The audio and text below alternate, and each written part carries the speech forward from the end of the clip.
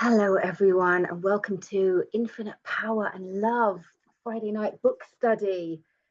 We are in Family Afterwards, so we're on page 132, and yeah, this we spoke last week about the book being written to help not only alcoholics but everyone around as well, the medical fraternity, the families that are impacted by alcoholism and the effects of our behavior. And over the past couple of weeks, we've been talking about family afterwards, and they know us so well. You know, we usually go one of two ways: headstrong into spirituality, trying to tell mother how to believe in God, trying to, run the show and uh, tell other people how to do things, or headlong into rebuilding life back up and focusing on that financial gain again and rebuilding that structure. And it talks about, and it nicely follows to wives as well, because it really is, helping the family to deal with the alcoholic after they have got sober, and those challenges that come when you have been dealing with the alcoholic and all of a sudden they're up on their feet, they want to go out and live their lives, they're leaving you alone at home because they've got all of these activities to do now.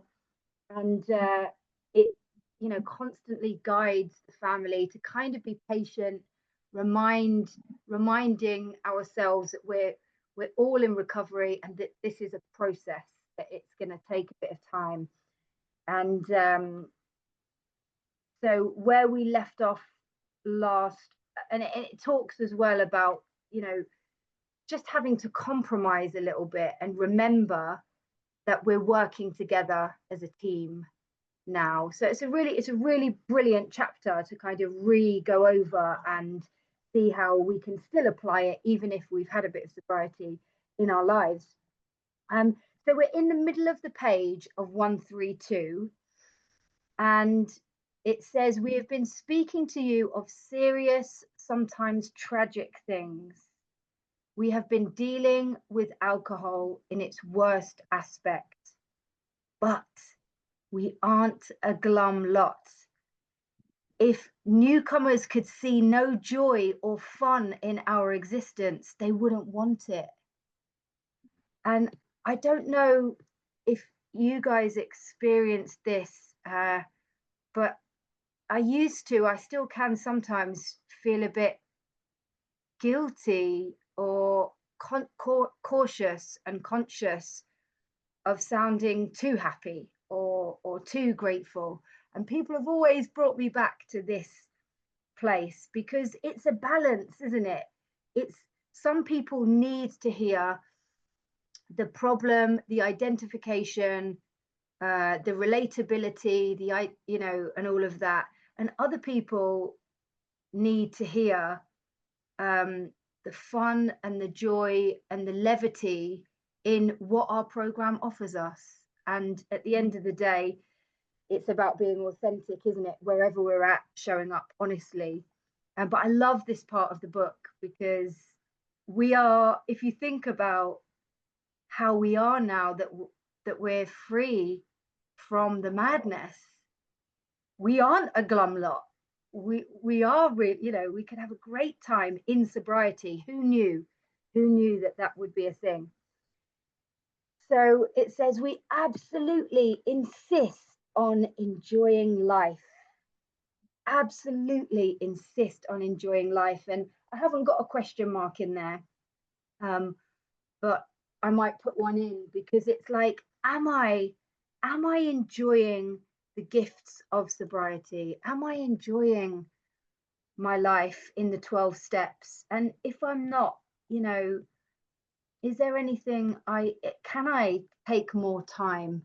Am I going headstrong into rebuilding the business or the financial, the home, or am I going headstrong into service and and being too sort of alcoholic in my thinking? We try not to indulge in cynicism over the state of the nations, nor do we carry the world's troubles on our shoulders. And again, if you can relate to that, it reminds me of the bit about the Florida businessman lolling in, in the Florida sunshine, in complaining about the state of affairs.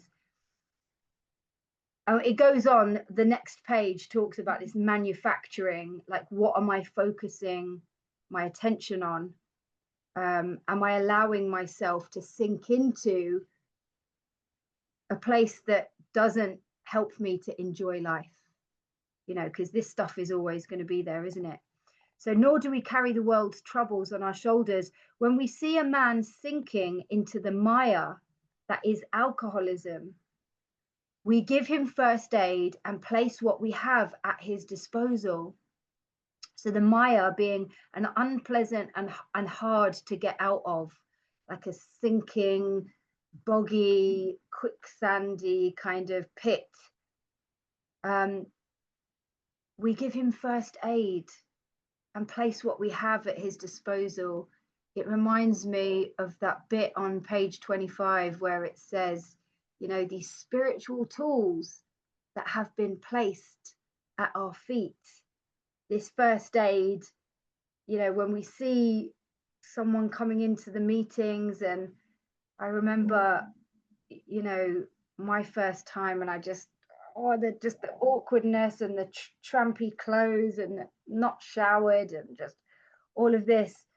It can be as small as getting somebody a cup of tea, offering them some biscuits. They might look a little bit malnourished, or it could be talking about somebody might need a detox. They need some first aid. They need some serious help and vitamins and B12 and all the rest of it.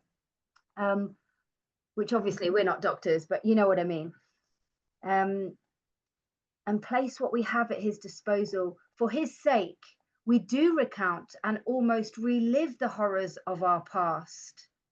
So again, in this chapter, what we've covered is the fact that dark past has become our greatest asset.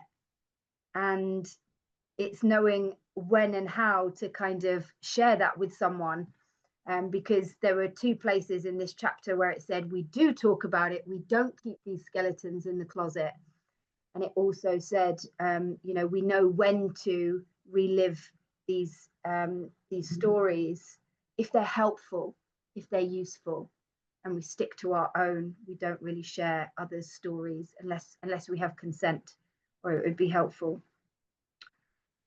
But those of us who have tried to shoulder the entire burden and trouble of others find we are soon overcome by them.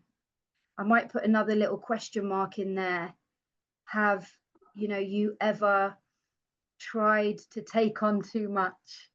I'm laughing because I'm thinking about my own unmanageability at times in recovery, where it's like, I can't say no to someone that asks me to sponsor them.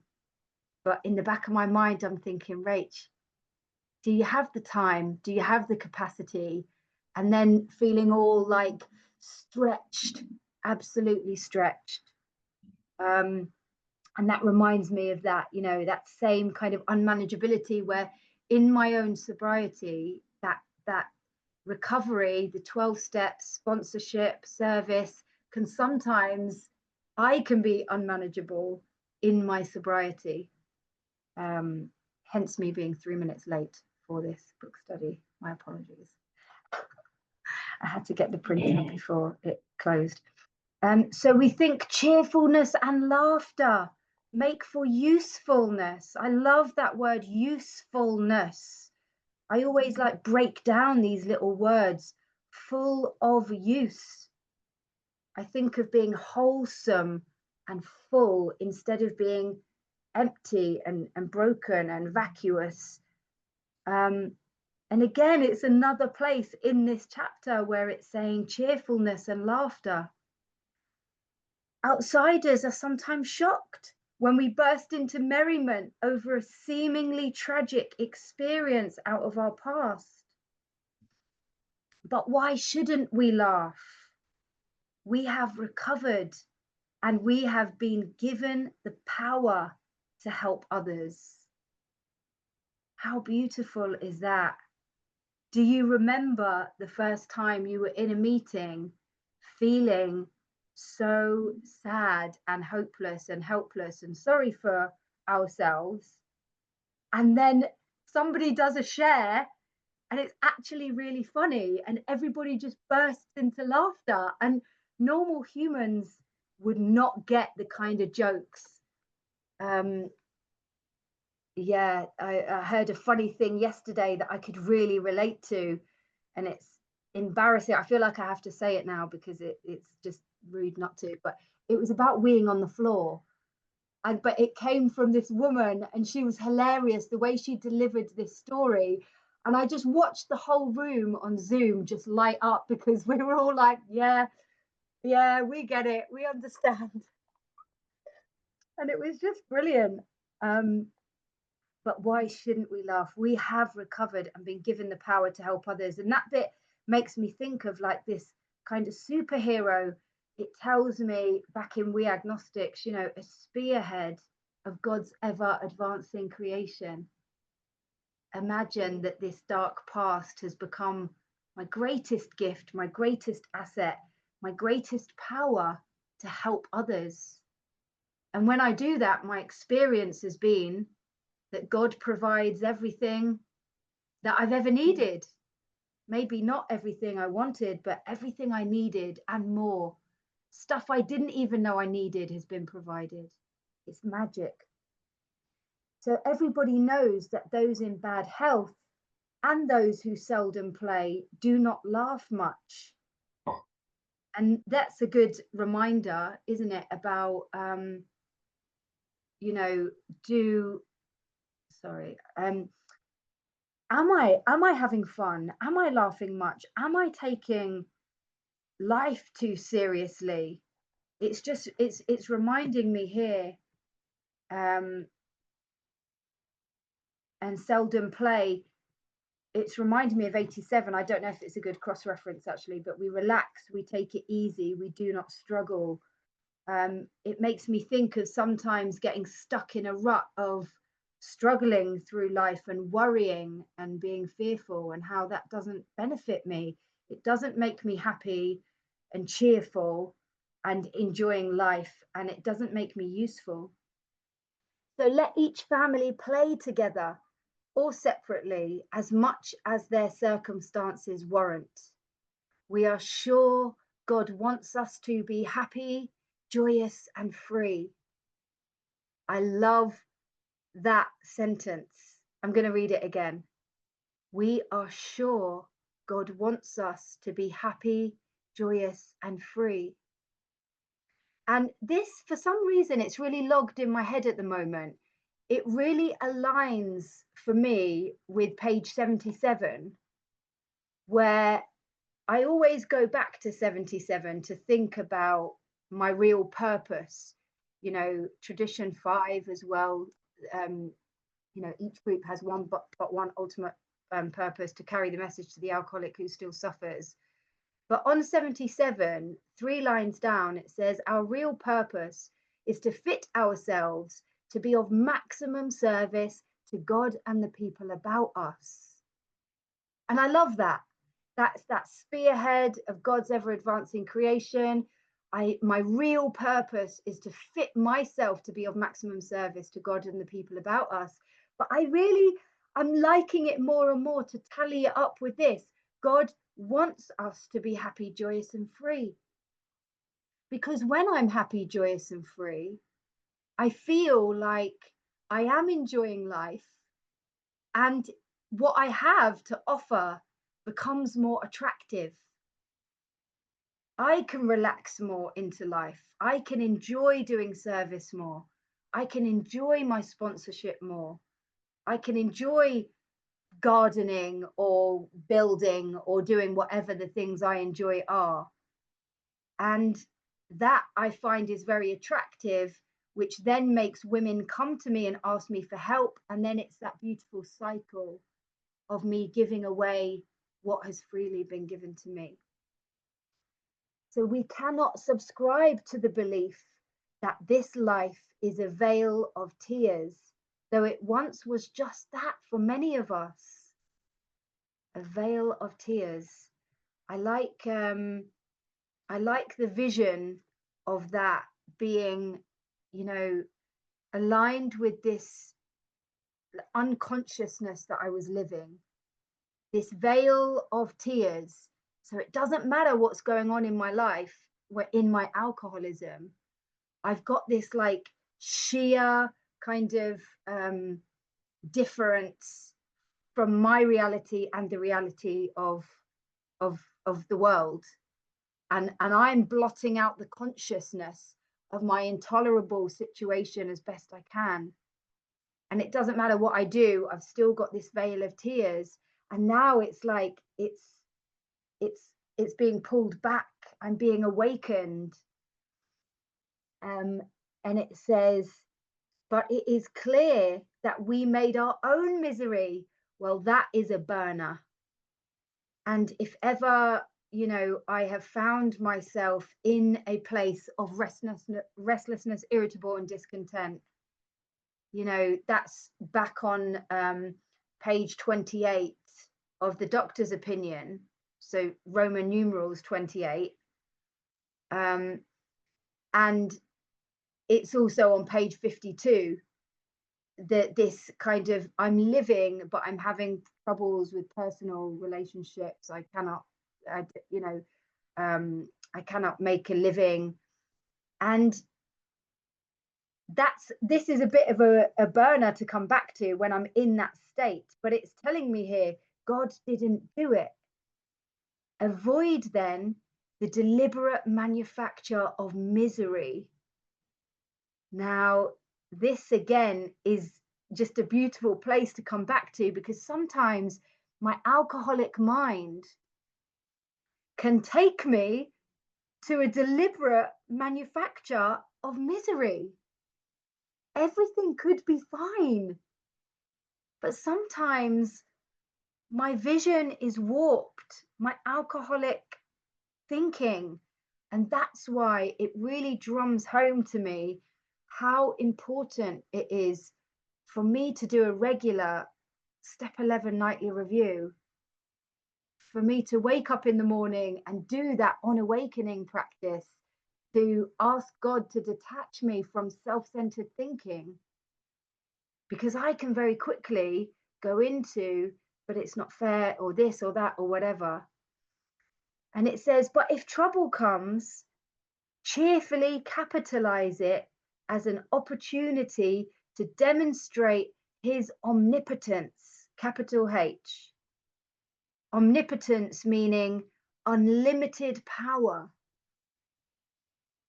Now imagine for a second if we had the quick thinking and the discipline to bring any life situation back to this tiny snippet of the gold in this book.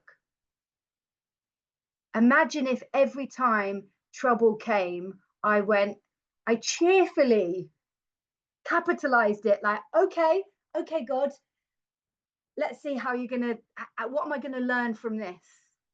Instead of, and I always go back to this bit in the book, page 66. I always remember it's page 66. And it says, and it's talking about resentment here, but it's the second paragraph down, and it's the second line down in that paragraph. And it says, to the precise extent that we permit these, do we squander the hours that might have been worthwhile. And I just think, wow, if I could get back all the time I have spent in fear, in resentment, in the deliberate manufacture of misery, I probably would get another like half a lifetime back. realistically, you know, the worry, the fears, the negative imagination. So I love this bit as a powerful, like, oh yeah, am I cheerfully capitalizing any trouble as an opportunity for God to demonstrate this power? And then it says, now about health.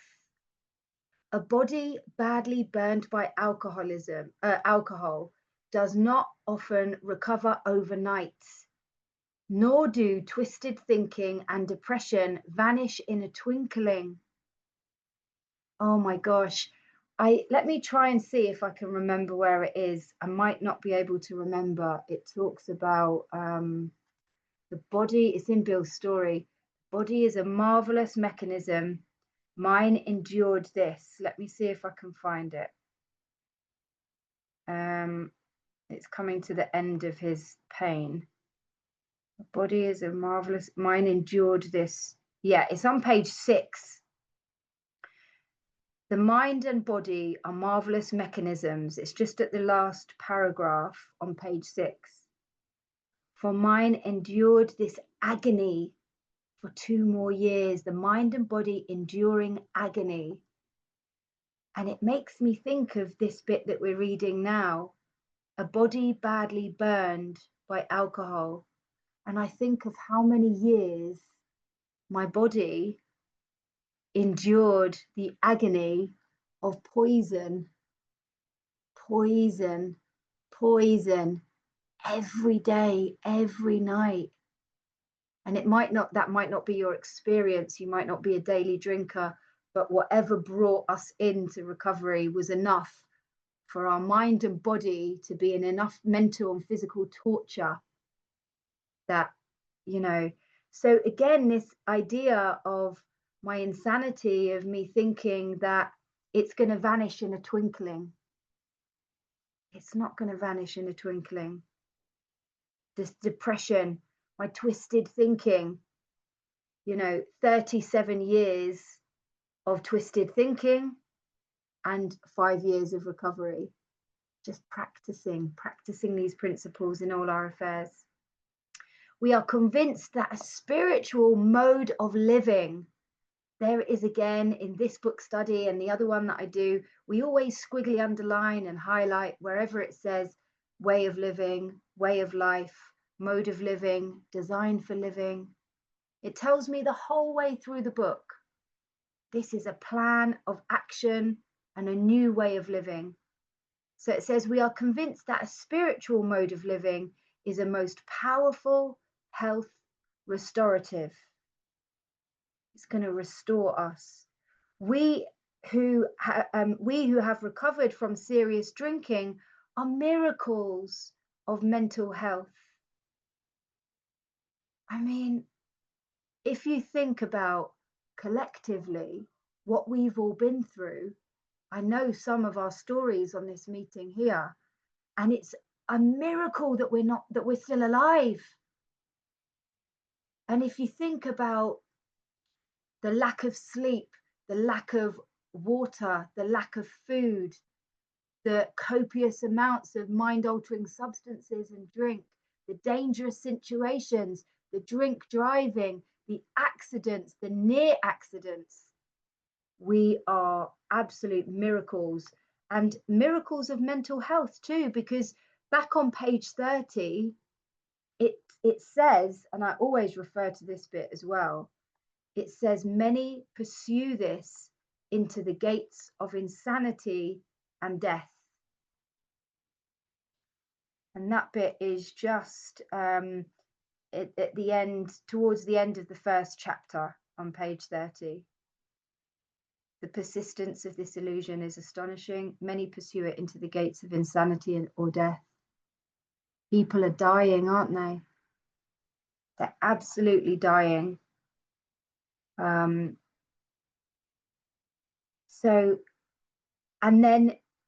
even if you think about the step 10 promises where it says the problem has been removed, we recoil from it as from a hot flame. My sanity has returned. I no longer want to drink and use anymore. that's a miracle, because I couldn't go one day. So something magic has happened. But we have seen remarkable transformations in our bodies. Hardly one of our crowd now shows any mark of dissipation, which this line confuses me a little bit because I don't really understand, but the word dissipation means overindulgence. So I don't want to pretend I know the full meaning of this. I actually had to reach out about it, so maybe somebody could share back on that at the end of the meeting. But you know, we're not overindulging anymore. We are now we're getting our sanity back. But this does not mean that we disregard human health measures. God has abundantly supplied this world with fine doctors, psychologists, and practitioners of various kinds. Do not hesitate to take your health problems to such persons. Most of them give freely of themselves, that their fellows may enjoy sound minds and bodies. Try to remember that though God has wrought miracles among us, we should never belittle a good doctor or psychiatrist. Their services are often indispensable in treating a newcomer and in following his case afterwards. So, you know, I like to, with this bit, I like to think about the 12 steps being a treatment, a spiritual remedy for my alcoholism. But if I have mental disorders or conditions, I need to go and see. If I have a toothache, I'm going to go and see a dentist. If I have back problems, I'm going to go and see a chiropractor, you know, podiatrist for the feet, so on and so forth. So the 12 steps is going to help me with my alcoholism. But there are many of us, many of us with so many different outside issues. And I've done quite a few traditions workshops, but I'm not an expert, but I'm thinking it's tradition 10 about outside issues. Let me just, yeah, it is. Tradition 10, Alcoholics Anonymous has no opinion on outside issues, hence the AA name ought never be drawn into public controversy. So, you know, we're not encouraged to talk about outside issues in the meetings, but this is a brilliant place to bring sponsees to, or any fellows who are considering or thinking that I'm doing the 12 steps, but I might not be, I might need some extra additional help and support. And this is a great place to bring people. I've also heard of the danger of some schools of thought telling people that they can't be on certain medications because they're not going to have a spiritual experience, and it's so dangerous because we're not doctors. You know, always send people to the right people, you know. So one of the many doctors who had the opportunity of reading this book in manuscript form told us that the use of sweets was often helpful, of course, depending upon a doctor's advice. He thought all alcoholics should constantly have chocolate available for its quick energy value at times of fatigue. He added that occasionally in the night a vague craving arose, which would be satisfied by candy.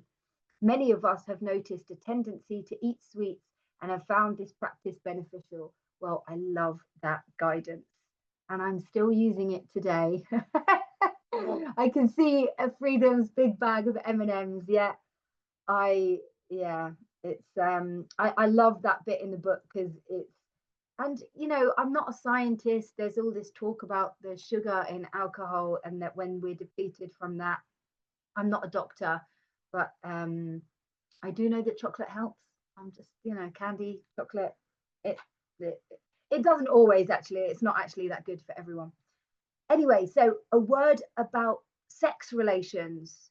Alcohol is so sexually stimulating to some people that they have overindulged. I mean, yes, this is a common, a very common thing, isn't it? Where the alcohol lowers the inhibitions, and you know, many people can relate to behaving and doing things that they might not normally. Um, yeah, and this is just a common fact. Couples are occasionally dismayed to find that when drinking is stopped, the man tends to be impotent, so can't get an erection. Unless the reason is understood, there may be an emotional upset. Some of us have had this experience only to enjoy in a few months a finer intimacy than ever. Well, I love the fact that they included this in the book, um, because there is so much shame around sex, alcoholism, intimacy, connection, and the fact that this has been written down is very reassuring for men and for women. Libido is hugely impacted by alcohol and by sobriety, and so I think it's really brilliant that they've included that, and that they've reassuringly said in a few months, a finer intimacy than ever. And yeah, for those people that, which was sort of my experience as well, sober sex, the thought of that can be terrifying. But actually thinking about, if you did start drinking at a young age, all of the relationships that many people have always been like, all those relationships have happened whilst drinking. So all of the intimacy, all of the connection has been warped by liquor.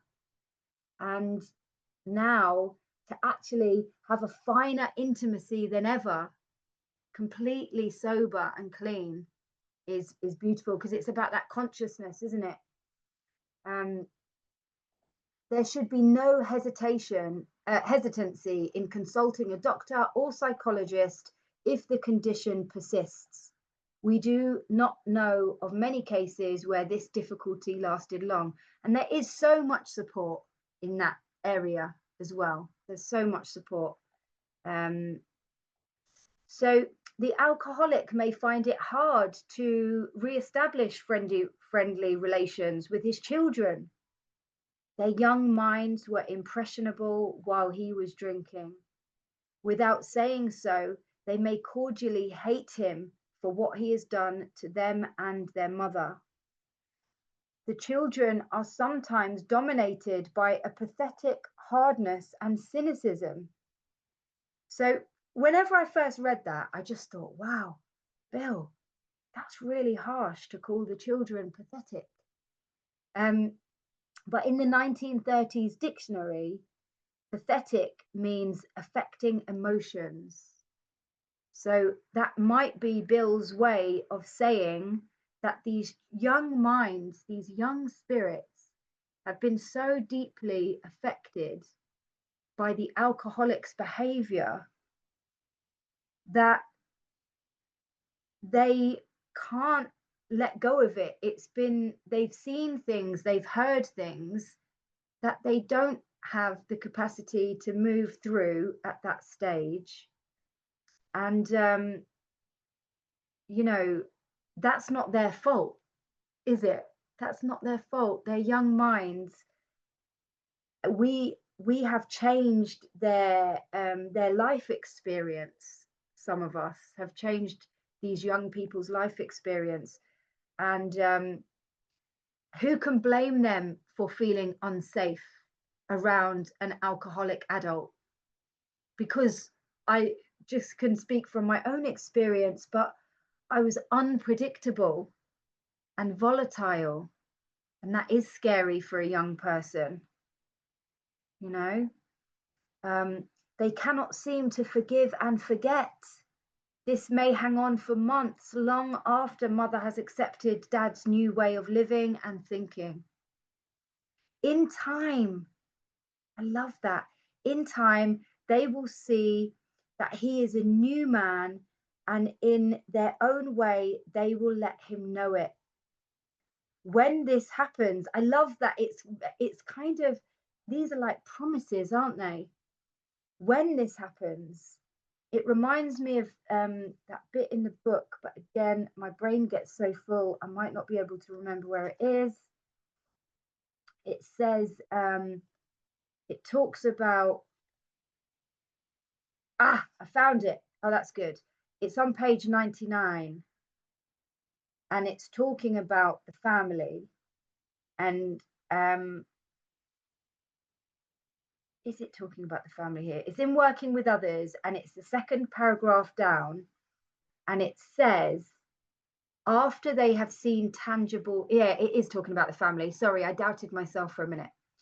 After they have seen tangible results, the family will perhaps want to go along. These things will come to pass naturally and in good time, provided, however, the alcoholic continues to demonstrate that he can be sober, considerate, and helpful, regardless of what anyone says or does. Of course, he will fall short much below this standard many times, but we must try to repair the damage immediately, lest we pay the penalty by a spree. So I like that little, I'm just going to do a little cross-reference. 99, and then I'm going to put 134.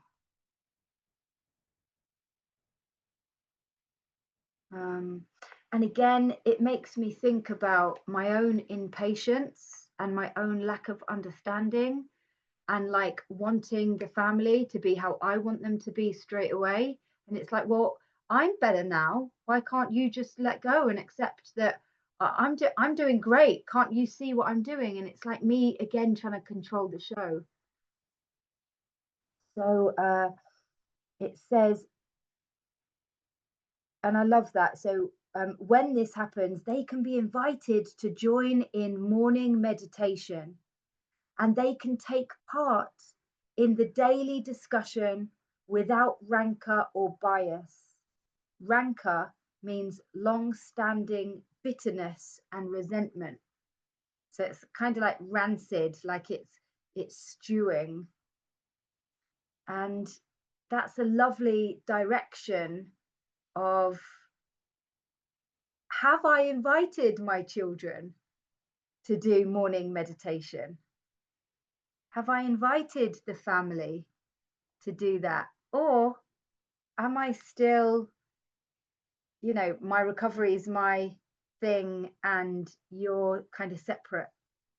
It's making me think now I need to invite my family to see if they would like to meditate with me, because I love it, you know. I haven't actually asked them recently. So from that point on, progress will be rapid. There's a lovely promise. Marvelous results often follow such a reunion. Promises, promises, promises.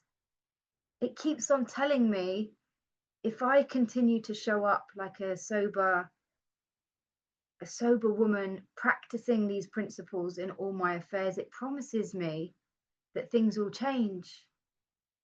That's been my experience. And then even if there are certain things that are not quite right, I can tap in and listen to somebody else's experience. Whether the family goes on a spiritual basis or not, the alcoholic member has to, if he would recover. So I know Freedom doesn't like my sign. Oh no, my sign is falling apart. The M has fallen off and the stick has fallen off. I'm gonna have to stick it back together, but I did make it, so I like it. You know, this is, if I really understand my step one, I know that I have to continue with a spiritual basis, that foundation that has to come at the center of my life. Otherwise, I will go back to the insanity, that insidious insanity the unmanageability will build up, and then I will probably pick up. That's the evidence that I see all around me every time I hear somebody talk about relapse. The others must be convinced of his new status beyond the shadow of a doubt. Seeing is believing to most families who have lived with a drinker. Oh, that's another good reference to the bit we just did, isn't it? Page 99. It kind of fits. Here is a case in point. One of our friends is a heavy smoker and coffee drinker. There was no doubt he overindulged. Seeing this and meaning to be helpful, his wife commenced to admonish him about it. So admonish means warn or reprimand. He admitted he was overdoing these things, but frankly said that he was not ready to stop. His wife is one of those persons who really feels there is something rather sinful about these commodities. So she nagged, and her intolerance finally threw him into a fit of anger. He got drunk. Of course, our friend was wrong, dead wrong. He had to painfully admit that and mend his spiritual fences. Though he is now a most effective member of Alcoholics Anonymous, he still smokes and drinks coffee, but neither his wife nor anyone else stands in judgment. She sees she was wrong to make a burning issue out of such a matter when his more serious ailments were being rapidly cured. We have three little mottos which are apropos, so very appropriate or apt. First things first. And, my understanding of first things first is what they've just explained. That thing that's going to kill me, my alcoholism, is the first thing I need to focus on, getting myself through the steps, my connection with a power greater than myself. And you may have done this yourself, you may relate to this, or you may have heard somebody talking about this, getting into recovery and then going, I'm going to stop smoking, I'm going to go to the gym, I'm going to cut out sugar, I'm going to start doing marathons. And it's just like, it can so implode. This story might sit well with people and it might not, because it's about the wife nagging. But remember, this is guidance to the family afterwards. So what is going to be helpful to the alcoholic and what is going to be helpful to the family? Remembering that alcoholism is the very thing that we have to keep protect. The smoking and the coffee, we can kind of deal with that after. And I think as we get healthier, we sort of start to, that's been my experience and lots of people that I know as well, eating healthy and sugar and coffee, it starts to kind of subside a little bit. But at the beginning, it's like, whatever I can do to keep me from picking up, So live and let live. That's a good one. If ever I'm feeling a bit judgy, if ever I'm feeling a bit resentful, if ever I'm feeling a bit nosy or like getting in anybody else's business, live and let live. Am I living a spiritual way of life? Am I focused on my own recovery? Or am I going, well, you should, well, they should, they didn't, and easy does it. Easy does it is a lovely one, but can be, I can flip that and use it in the wrong way, if you like, by going, yeah, but it says easy does it. It doesn't, to me, this is my own understanding of it. Easy does it means you don't have to go at everything like an alcoholic, except maybe my my commitment and my energy and my enthusiasm to my program. That is going to help me. But easy does it is like me going into like a bull in a china shop when it comes to my work or my fitness or my this or my that, you know? So these little very apt apropos. So what time are we on? Ah, okay. As we have, I will continue just a little bit. We'll just start on chapter 10 because, and we'll just start on that. Let me just think. Yeah, so again, just to highlight the fact that the book was written to help not only the alcoholic but the families of the alcoholics. And this chapter was written by Hank Parkhurst, who was a very important person in early AA. Oh, sorry, Helen. Oh, I can't mute. Get caught. Ah, I can't actually mute that person. That's strange. Oh, okay, perfect. Sorry about that. That was weird. I couldn't mute, even though I'm. Hi, sorry, we could hear you. We could hear you, Helen. You don't look like a Helen. So we're talking here about chapter 10, Two Employers. So Hank Parkhurst wrote this chapter, and he was really, really crucial, fundamental pioneer of AA. And he was an entrepreneur. He was a salesman. He was the main dude at Standard Oil, which was a massive company who employed 6,600 men. So it's a huge company that he used to run. And he was the guy who really pushed to raise the money to get the books made for us. Isn't that incredible? That without all of these crucial fundamental people, we wouldn't have this amazing magic book that has transformed all of our lives. And you know, the chapter is can be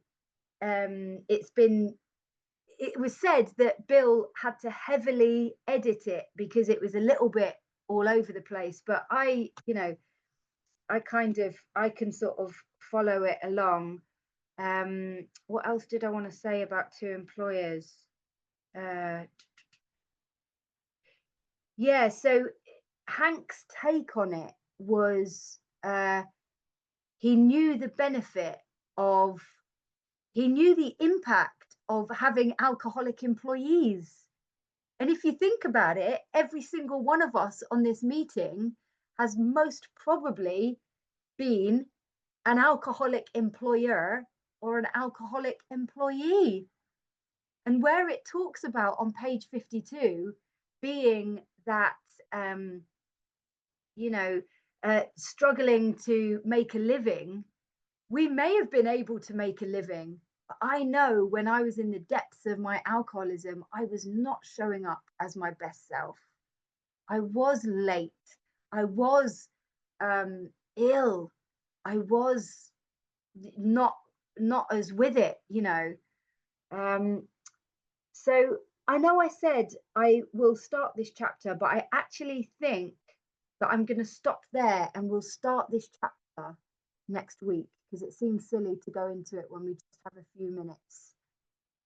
So no worries at all. Don't worry at all. So I'm going to stop the recording right there. Thank you all so much for being here.